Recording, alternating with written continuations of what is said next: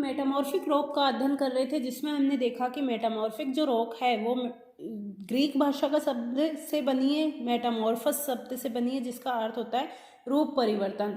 अर्थात ताप या दाब के कारण जब आग्नेय या अवसादी चट्टानों के संगठन या स्वरूप में परिवर्तन हो जाता है या रूपांतरण हो जाता है, तो इसे ही क्या कहा जाता है, मेटामॉर्फिक रॉक के नाम से जाना जाता है। ये चट्टानें क्या होती है, क्योंकि ताप या दाब के रूपांतरण के फलस्वरूप बनी होती है, तो सामान्यतः ये चट्टानें क्या होती है, कठोर होती है। इसमें क्या होता है, रूपांतरण के दौरान चट्टान का संगठन व रूप बदल जाता है, लेकिन इसमें विघटन व वियोजन अर्थात अपर्दन का कोई भी योगदान नहीं होता। अति रूपांतरण किसे कहते हैं, ये इंटेंस मेटामॉर्फिज्म। तो क्या वो होता है, सामान्यतः आग्नेय या अवसादी चट्टानों के रूपांतरण के फलस्वरूप इनका निर्माण होता है, लेकिन कई बार क्या होता है, अत्यधिक ताप या दाब के कारण कायांतरित चट्टान का भी पुनः रूपांतरण हो जाता है, तो इसे ही इंटेंस मेटामॉर्फिज्म के नाम से जाना जाता है। प्रायद्वीपीय भारत की धारवाड़ क्रम की जो चट्टानें हैं उसमें इंटेंस मेटामॉर्फिज्म के उदाहरण देखने को मिलते हैं। जो रूपांतरण होता है मेटामॉर्फिक रॉक में, जो रूपांतरण होता है वो दो प्रकार से होता है, भौतिक ताप या दाब के कारण चट्टानों का रूपांतरण या फिर रासायनिक क्रियाओं जैसे घोलीकरण के कारण चट्टानों का रूपांतरण। तो इसकी विशेषताएं देखी जाए तो मेटामॉर्फिक रॉक सामान्यतः क्या होती है, कठोर होती है और इसमें जीवाश्म का अभाव पाया जाता है। जीवाश्म का अभाव इसलिए पाया जाता है क्योंकि इनका जो निर्माण होता है उसमें अत्यधिक टेम्परेचर की आवश्यकता होती है, तो जिसके कारण जब अवसादी चट्टानों से भी इसका निर्माण हो रहा था, तो उसमें जो जीवाश्म होते हैं वो क्या होते हैं, अत्यधिक टेम्परेचर के कारण नष्ट हो जाते हैं। फिर हमने पढ़ा कि रूपांतरण के कारक, तो रूपांतरण के कारक में पहला कारक हमने देखा था हीट या टेम्परेचर, दूसरा है प्रेशर और तीसरा है सॉल्यूशन या रासायनिक कारक। फिर हमने पढ़े थे रूपांतरण के प्रकार, तो हमने देखा रूपांतरित चट्टानों में जो रूपांतरण होता है वो मुख्यतः जिनका निर्माण रूपांतरण के फलस्वरूप होता है, उसमें रूपांतरण जो होता है वो मुख्यतः 4 प्रकार से हो सकता है। पहला है तापीय या संस्पर्शीय रूपांतरण, तो इसमें क्या होता है, अत्यधिक टेम्परेचर के कारण अर्थात लावा वाले क्षेत्रों में संपर्क में आने वाली जो चट्टानें होती है, लावा के संपर्क में आने वाली जो चट्टानें होती हैं उनमें रूपांतरण हो जाता है। तो क्योंकि ये उन्हीं चट्टानों का होता है जो लावा के प्रत्यक्ष रूप से क्या होती है, संपर्क में होती है, इसलिए इसका क्षेत्र क्या होता है, सीमित होता है। इसके बाद हमने पढ़ा था क्षेत्रीय या गतिक रूपांतरण, तो क्षेत्रीय या गतिक रूपांतरण में टेम्परेचर और प्रेशर दोनों का योगदान होता है। तो वलित पर्वतीय क्षेत्रों में सामान्यतः क्या होता है, जो नीचे की तरफ यानी अभिनति वाला जो क्षेत्र होता है, यहाँ पर क्या होता है, जैसे ही नीचे की ओर जाता है तो अत्यधिक टेम्परेचर और प्रेशर के कारण इस क्षेत्र में रूपांतरण हो जाता है। तो अतः जो क्षेत्रीय या गतिक रूपांतरण होता है वो विस्तृत क्षेत्रों में पाया जाता है। तीसरा है ताप जलीय रूपांतरण, तो चट्टानों के ऊपर जब गर्म जल, प्रेशर और टेम्परेचर तीनों के कारण स्वरूप में परिवर्तन आ जाता है, तो उसको ताप जलीय रूपांतरण के नाम से जाना जाता है। चौथा हमने पढ़ा था जलीय रूपांतरण, ये सामान्यतः नगण्य बहुत कम देखने को मिलता है। इसमें क्या होता है कि जल रासायनिक कारक के रूप में जब चट्टानों से गुजरता है तो घोलीकरण के द्वारा उसके स्वरूप में परिवर्तन ला देता है। अब हम पढ़ेंगे रूपांतरित चट्टानों के प्रकार।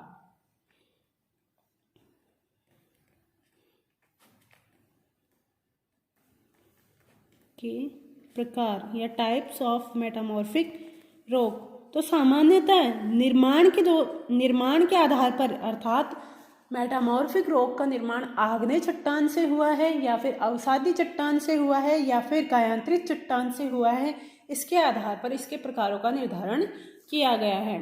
पहला है मेटा सेडिमेंट्री रॉक।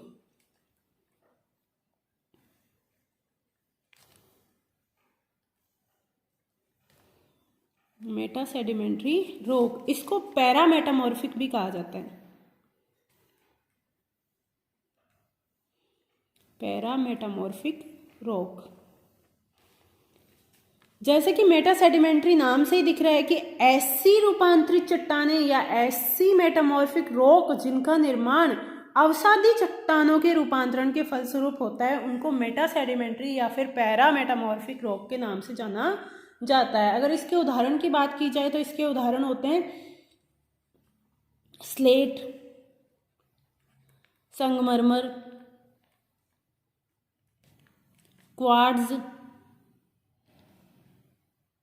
क्वार्ट्जाइट, ये सब क्या होते हैं, मेटा सेडिमेंट्री रॉक के उदाहरण है। तो जैसे स्लेट जो होती है वो कौन सी अवसादी चट्टान से, सैल जो अवसादी चट्टान है उसके रूपांतरण के फलस्वरूप स्लेट का निर्माण होता है। और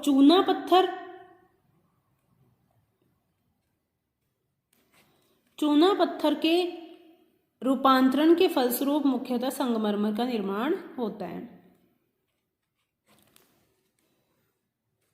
बालू का पत्थर जो है, सैंडस्टोन जिसको कहते हैं, के रूपांतरण के फलस्वरूप क्वार्ट्जाइट का निर्माण होता है।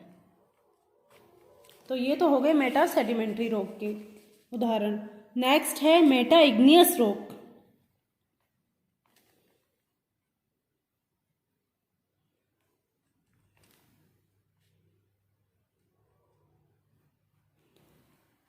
इसको ऑर्थो मेटामॉर्फिक रॉक के नाम से भी जाना जाता है।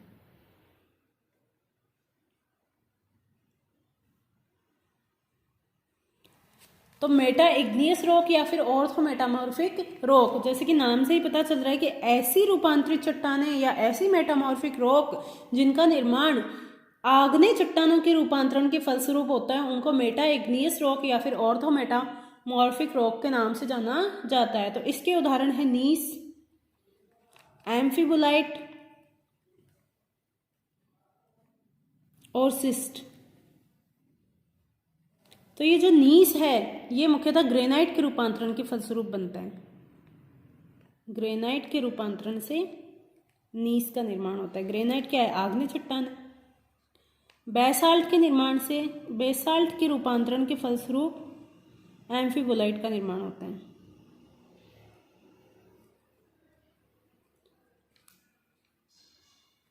और बेसाल्ट के ही रूपांतरण के फलस्वरूप सिस्ट का निर्माण होता है। एम्फीबोलाइट, सिस्ट इसका उदाहरण नहीं है, ये गलत है, ठीक है।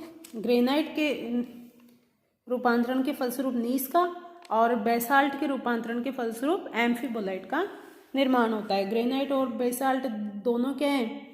आग्नेय चट्टान। और तीसरा इसका प्रकार जो हमने पढ़ा था, जिसको हमने क्या कहा था? इंटेंस मेटामॉर्फिज्म या पुनः रूपांतरित चट्टानें। तीसरा जो प्रकार हो गया उसका हो गया पुनः रूपांतरित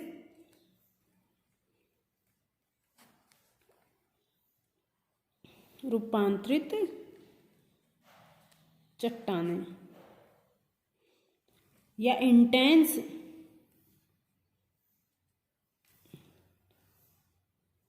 मेटामॉर्फिक रॉक।